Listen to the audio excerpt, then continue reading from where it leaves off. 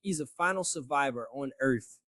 At the beginning of the story, we see a house on top of a mountain in the middle of a forest. A man named William lives there alone. He has been staying in this deserted jungle for months for his research. But one day a snake bites him. He panics, worried that the venom might spread through his body. In that panic, his phone falls down the mountain, meaning he can't call anyone for help. So he tries to cut his own hand to remove the venom and quickly goes inside the house and drinks a lot of water. After some time, William loses consciousness. When he wakes up, he starts having repeated hallucinations because some of the snake venom is still affecting him. He lies there like that for a couple of days. One day he hears the sound of a helicopter outside, and some scientists come to his door to take him with them. Maybe there was some emergency in the outside world. But William is unable to make any sound, so the scientists assume no one is inside and leave. After a few more days, the remaining effect of the venom finally leaves his body, and he starts feeling healthy again. Although it's possible that a little venom is still left in his system. Still, he starts his car and drives back toward the city. But when he reaches the city, he is completely shocked. He sees that the entire city has changed. There isn't a single living person on the streets. Things are scattered everywhere as if a massive disaster has happened. The scary part is that thousands of cars are standing still on the roads, and all the people inside those cars are dead. Then his eyes fall on a road sign. Actually, a few days earlier, a very deadly virus had spread across the world. Because it spread so quickly, it infected and killed almost all humans on Earth. Now there is no government, no law, no rules. William reaches his home and sees that his parents also died a few days ago. He takes some time to accept reality. Then he digs graves for his parents near the house. A few days pass, and William realizes that he is the only one alive in this city. But he hopes that somewhere else, there must be other people who are immune to the virus. For safety, William takes a gun and some supplies with him and heads toward Las Vegas. The bridge that connected the city is blocked, so he has to travel a long distance using another route to reach Las Vegas. But that city is also empty. There is no one there. The big hotels and casinos are completely deserted. Eventually, William gets tired and starts living in a famous hotel. Since everything is free for him now, he begins drinking expensive wines. But the next night, two survivors come to him, Milton and Anne, who, like William, were not infected by the virus. They tell him that for the past few days, they too have been staying in expensive hotels like this. Milton shows him the last TV broadcast, which said that scientists were unable to create any antidote for the new virus. After that, civil wars started in different countries. People began killing each other for medicines, and within a few days all humans either died from the virus or from the violence. William also finds out that after the virus outbreak, Milton and Anne are seeing another living human for the first time today. That means the number of living people left on Earth is extremely low. He also realizes that because of staying alone for so long, Milton and Anne's mental condition has deteriorated, and reveals that she saw her husband and child die over a video call, which completely destroyed her will to live. William stays with them in the same luxurious hotel for a few days. Even though expensive branded clothes are lying around for free, William does. Starting off with William alone on a mountain doing research. And then boom, snake bite. That whole self-surgery panic scene was intense. And waking up to a completely dead city. That's chilling. The image of cars full of dead people stuck on the road is honestly terrifying. Doesn't feel good about any of it. It feels like the value of brands has ended along with humans. Milton says he used to be a big businessman. He earned a lot, but now he has neither his fame nor his family. Milton carries a gun with him so that the three of them can end their lives with it. Hearing this, William panics and walks out because he still wants to live. Then he hears a gunshot from behind. Milton and Anne have killed themselves, and once again William is completely alone. William starts feeling that he might be the only human left in the entire world. He drives very fast and leaves the city. On the way, he sees a dog and keeps it with him as his companion, naming it Lucky. After that, he goes to a library, brings back some survival books, and returns to his old house. Now he lives there with Lucky. The remaining food in nearby stores can last them a long time, and later they can also grow crops. As time passes, 1 year goes by. William and Lucky form a strong bond. But without humans, William becomes very bored. To pass time, he sometimes goes jogging, sometimes swimming. At one point, he even drives his car in circles in the same place. But his boring life changes one day when Lucky starts barking loudly while looking at a house in the distance. William sees smoke coming from that house and immediately drives there. On the roof, a girl with a gun scares him. Her name is Emma. She is also a survivor. William tells her everything about himself, and Emma becomes convinced that he is not a threat. From their conversation, it turns out that both of them had not seen a single living person for a year. William tells Emma everything that happened to him, and Emma shares her survival story too. She says she came to this area just yesterday and thought no one was alive here. After talking for a while, William is about to leave, but Emma says, "Stay here tonight. It's been so long since I met another living person." William agrees. Then he brings Emma to his house. Because he had been living alone, he hadn't taken proper care of the house and everything was messy, so the two of them start fixing the house together. There is a food store nearby, so they go and bring food supplies. This sudden meeting brings back hope in both of them to keep living. Now they wake up together and do different daily tasks. They develop their own hobbies so they don't get bored. They also know that if they are the last couple on Earth, then the responsibility of increasing the population also falls on them. Meanwhile, because humans are gone, wild animals have started entering cities. Over time, William installs solar panels at his house to make it fully prepared.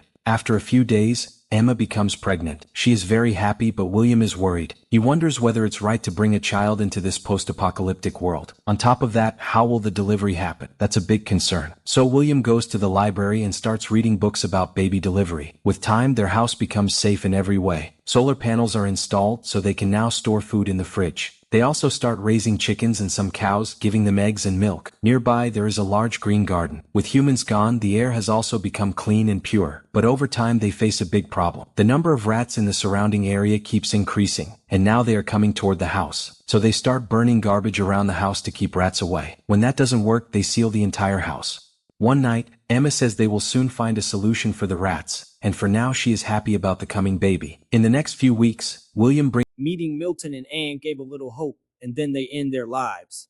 That was dark. It really shows how loneliness can destroy people faster than the virus itself. Lucky the dog showing up was such a small moment, but emotionally huge. You can feel William grabbing onto hope.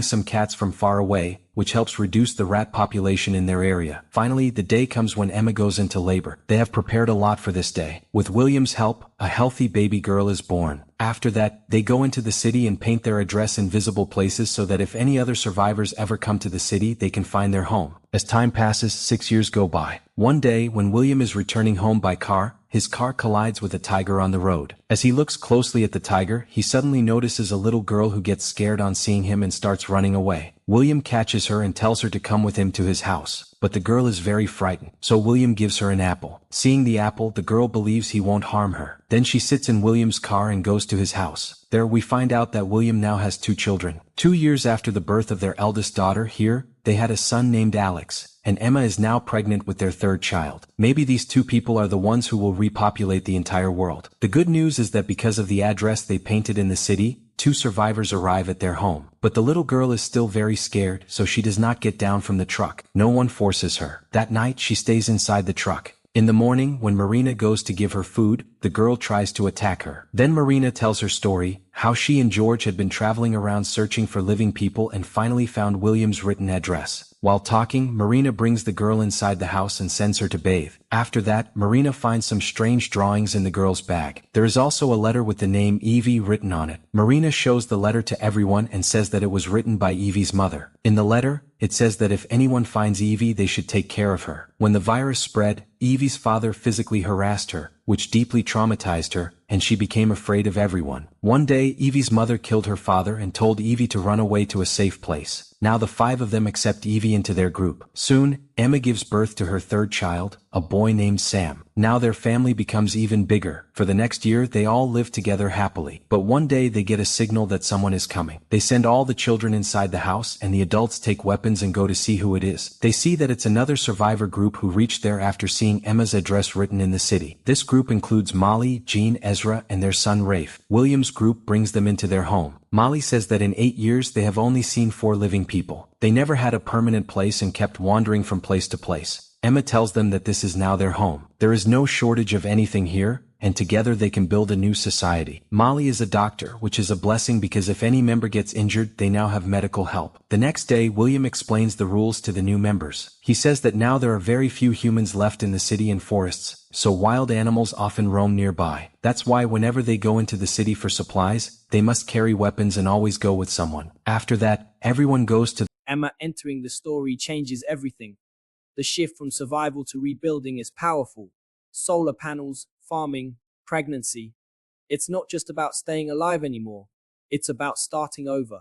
I liked how practical it felt, especially with the rat problem and the delivery prep. the last part of the city to gather different things. There is a hospital nearby, and since Molly is a doctor, she collects many medicines from there. Then they return home with all the necessary supplies. Jean, the new member, is a singer, so she sings a song for everyone. She is also the mother of Ezra's child. Meanwhile, George and Marina grow close to each other again after many years. In the coming months, both Jean and Marina give birth to baby girls. And in this way 14 years slowly pass. Now their family has become very large. Today they are celebrating their eldest daughter Here's birthday. William teaches all the children in the group so they can know everything about the old world, that once there were many people on Earth, how they behaved, what they did, and how the children should live in the future. He keeps explaining all these things to them. One day a terrible storm hits. William suddenly remembers that their dog Lucky is not inside the house. He rushes outside to find him and sees that poor Lucky has died after being crushed under a tree. Seeing this, both William and Emma are heartbroken, because when William had lost all hope of living, Lucky had come into his life, even before Emma. They make a grave for Lucky in their garden and give him the status of the first member of their group. After this, one day when William is watching his children play,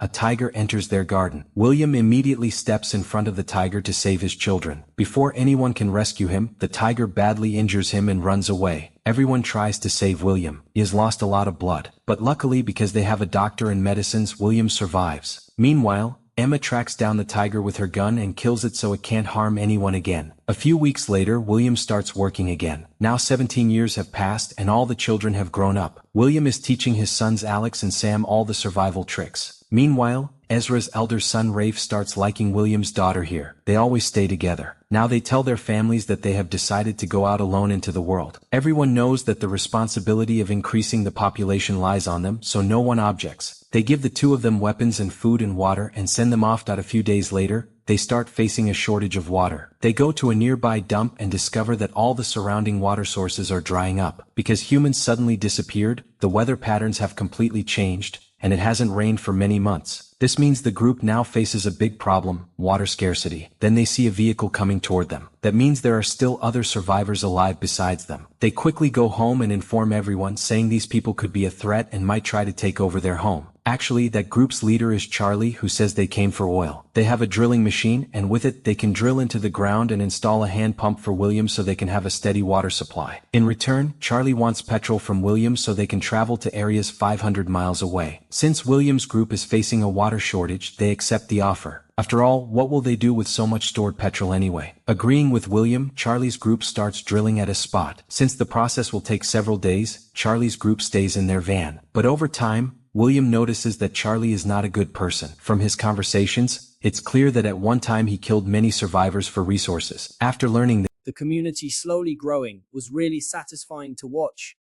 More survivors, babies being born, a doctor joining. It feels like humanity is breathing again. But the tiger attack and Lucky's death remind us that nature has taken over. This isn't the old world anymore. William privately tells his group to be careful of Charlie and to ensure their home's security. Emma says that they will leave after the drilling is done, so there's no need to worry too much.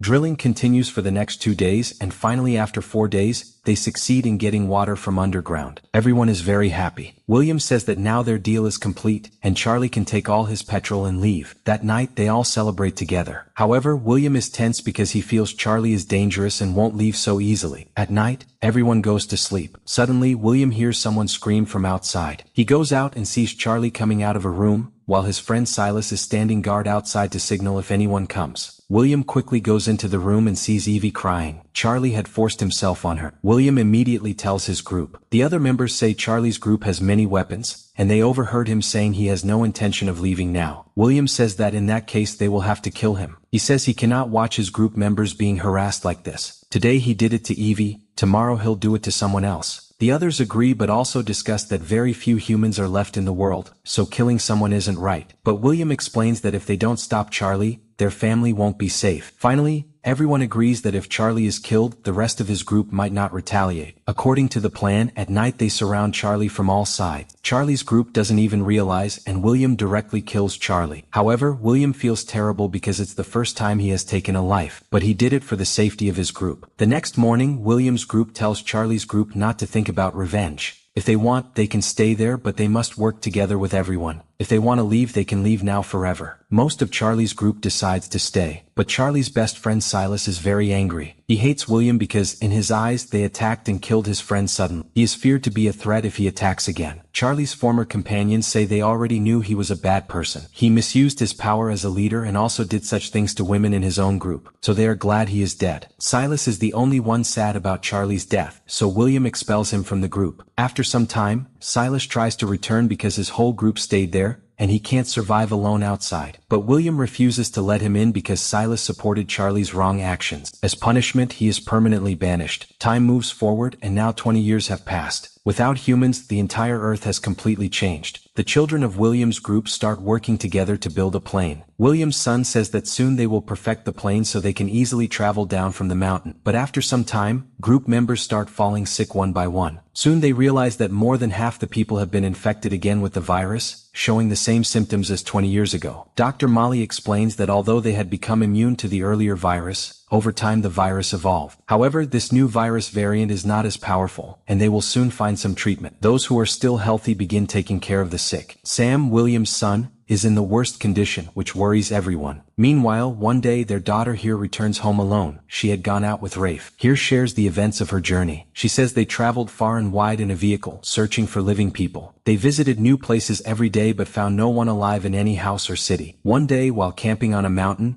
they saw a man and started following him, but he disappeared. Later, the same man came from behind, put a knife to Rafe, and they realized he was none other than Silas, the same man William had banished earlier. Driven by revenge, Silas kills Rafe, and here tries to help him. Here reaches Rafe, but it's too late. Because he doesn't receive immediate treatment, Rafe dies there. They bury him near a tree. After that, here returns home. On the way, her vehicle runs out of fuel, so she has to walk the rest of the way. That's when Here learns that most group members have again been infected with the virus, though this variant isn't as strong as before. Dr. Molly treats them. To reduce Sam's fever, she dips him in cold water. After taking the medicines given by Molly, everyone else recovers. But the medicine doesn't work on Sam. After speaking to his parents one last time, Sam dies. After all these events, William is completely broken. Besides Sam, 3 other group members have also died. Emma consoles William, reminding him that when they had nothing, they still had each other. Today they have a whole group, and they are the ones who will increase the population of the future world. William gathers courage again and starts preparing the group's children for the future. One day he goes to the top of the mountain and watches the sunrise, realizing how much the world has changed in 20 years. He returns and gives a speech to the children, saying that until now they were following the wrong path, trying to rebuild the old world. But the world is no longer the same. From now on, they must learn to live according to nature. Nature itself will teach them how to survive in this new world and new climate. After this, they turn the radio back on so they can communicate. They build a new society. They organize social events so children understand that humans are social beings. They renovate nearby cities according to their needs. Slowly, 50 years pass in this new world. An old William tells his grandson that this new human civilization came from their bloodline, and now it's his responsibility to carry it forward. And this is where the movie ends.